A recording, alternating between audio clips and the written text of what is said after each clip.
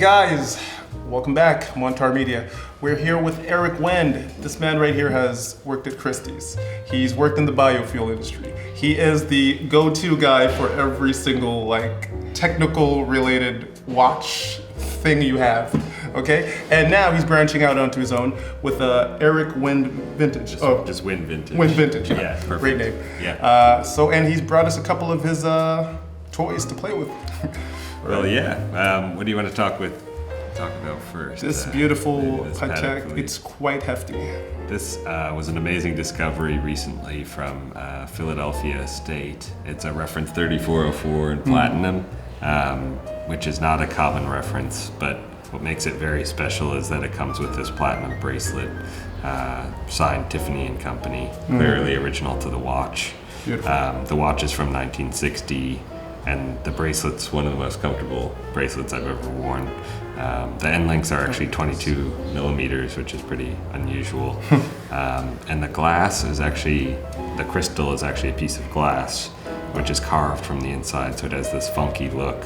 And I believe the dial is actually a sheet of platinum with the numerals engraved, basically the dashes, which I've also never seen, and a hard enamel signature.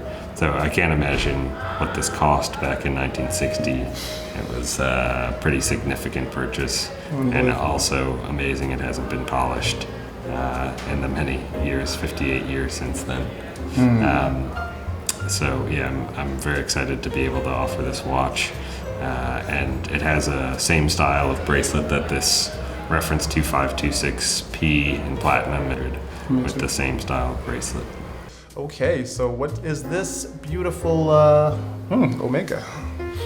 Yeah, of course, most attention is on Speedmasters for collecting vintage Omega Sport watches, but Seamaster 300s have also been gaining in popularity in the last few years. I think people really like the Gladiator sword hands, particularly that distinctive hour hand, which is also found on the Rolex Military Submariner for the UK Navy. Interestingly enough, the UK Navy liked these hands so much they asked Rolex to use them basically when they switched to Rolex as their provider of watches. This watch actually came from a lady in Arizona who was the widow of the original owner. It's pretty beat up, which is okay for this sort of tool watch. Right. It adds to the value. Yeah, and it has a lot of character. It's really enjoyable wearing it.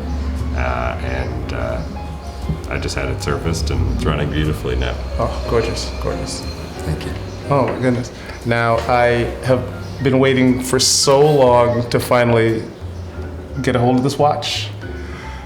All right, here we go. Tell us about this beautiful Universal Geneve Tri-Compax. Yeah, exactly. God.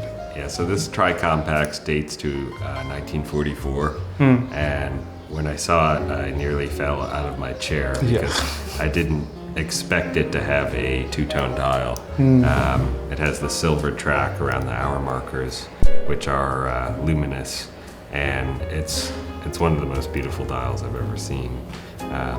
The Tri-Compax actually means it has 3 complications. That was how Universal denoted their watches. So Unicompax meant 1 complication, which for them was a 2-register chronograph. Compax meant 3 registers, including hour register. Tri-Compax meant it had the calendar, and then that was the 2nd complication, and the 3rd complication was the moon phase. So a lot of people mistakenly call a 3-register chronograph a Tri-Compax layout. So this was one of the most complicated watches, of course, the other being the Patek Philippe reference 1518. Of course. What I like about this watch is it has the luminous markers, yet it's extremely elegant, and it's from the World War II era. The calendar is in French. So you could kind of imagine any sort of story about where this watch came from and who ordered it. Maybe it was a member of the French Resistance who wanted something elegant, yet they could use for seeing the time at night or in dark locations. It's just a really cool cool watch in unbelievable condition. Seriously. I mean, I always wanted a Patek Philippe 1518, but this is a bit more on my... Yeah, my and also it's salary. 37.5 millimeters, Yeah. which is, it really wears well. I love this watch. Very modern wear watch. All right, so we have this beautiful, funky dialed watch right here in the middle. It's a Gallet. It's it's an accelegraph, which was their sort of competitor to the Navitimer. Has that look. It's from the 1970s. The condition on this watch is the best I've seen, and it came with box and papers as well, which I have. Oh, wow. And it had the original sort of stretch bracelet as well, which people call a wrist hair grabber. You know? Yeah, of course. Yeah. No one really likes wearing those bracelets. So the lume is beautiful on the dial and in the hands. It really wears well, even though it's quite large. And Is that about really, 40, it's 41? 42, 42? 42 to 43. Oh. And I think these are really undervalued, particularly in this condition. Amazing. Now let's take it on to the next one. Let's go with this beautiful brown piece right here. Yeah, this is Technos Skydiver, which many people probably wouldn't be familiar with. This was a dive watch from the early 1960s, and there's a few companies that use this style of case, including Titus with their Calypso-matic, which has gotten very popular.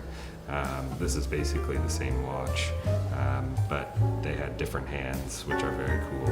And what I like about this model is it's faded to a beautiful caramel color, and the bezel is also faded to this light brown, which of course in the world of Rolex, if this was a Rolex Big Crown Submariner with that fading would be 400,000 plus, and this it's far below $10,000 for this watch, and just a great watch to wear and sort of add a bit of tropical watch to a person's collection without having to break really the bank. gorgeous. It's a really nice and fun watch to wear. And exactly how much would that one be going for? This is 5,900. 900. And I see all of these sort of vintage dive watches increasing in value. Yeah. Vintage chronographs have really risen in value the last 3 years in particular. Dive watches have sort of stayed flat, but now as more and more collectors get in and are looking for new discoveries and things that they can add to their collection, dive watches are definitely moving in value. This is insane. Oh Yeah. my God, beautiful chocolate patina. Yeah. Now let's go to a piece that a lot of people are very familiar with. This beautiful Rolex right here. This is a Rolex Red Submariner. It's called the Red Sub because Submariner is in red on the dial. And there's 6 different marks identified for types of dials. This is a Mark IV. It has 660 feet equals 200 meters, so they call that a feet first dial. But what I like about this watch is I was able to buy it from the original owner through a friend in Louisiana, and the watch was used for many years, but remains in unpolished condition. Just sort of worn, of course. He went swimming with this watch. He did all kinds of things with this watch. And remarkably, the dial remains in really mint condition. The lume is very beautiful cream color, also in the hands. And I just really find it an attractive watch. Really gorgeous. For someone looking to get into vintage watches, of course, vintage Rolex is a good place to start and get a great looking distinctive watch. I'm a really big fan of the Submariner. I like how it looks, how it wears, and it's sort of a perfect everyday watch. Really substantial, chunky bracelet right there. Yeah, absolutely. Looks like you can go through a lot of stuff. Yeah, definitely. Unbelievable. Yeah. So let's take a look at this beautiful ear. Yeah. This Heuer Carrera is from about 1967, 1968. I love Carreras from the 1960s. Certainly very distinctive case designs. Seriously. very futuristic with the sharp lugs, very long lugs.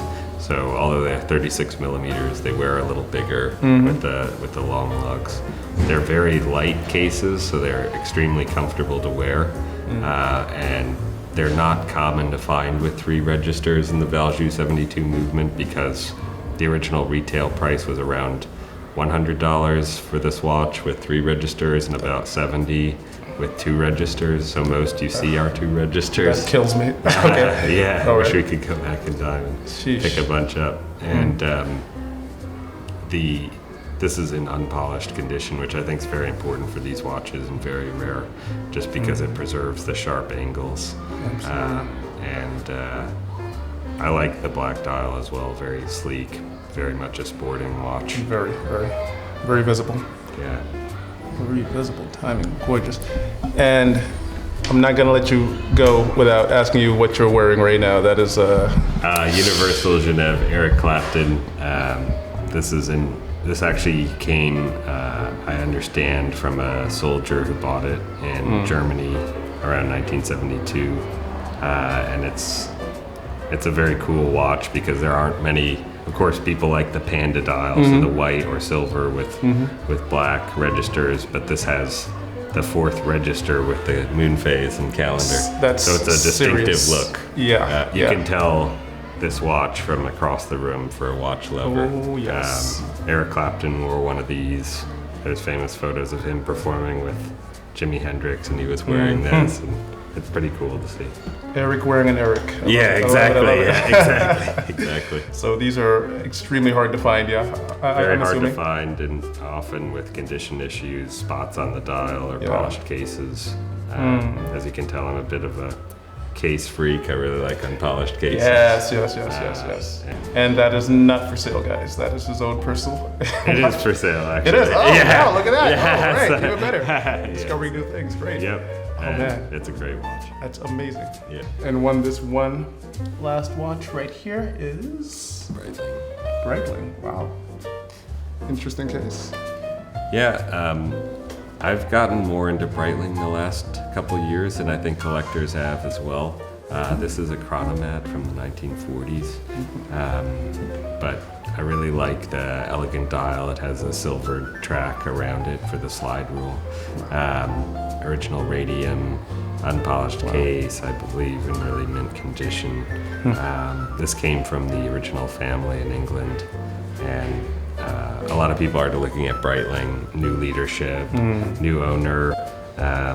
They're trying to revitalize their line, make more vintage-inspired watches like this. Right. So I would expect their values to increase the next couple of years. I'm really glad they're going that route right now.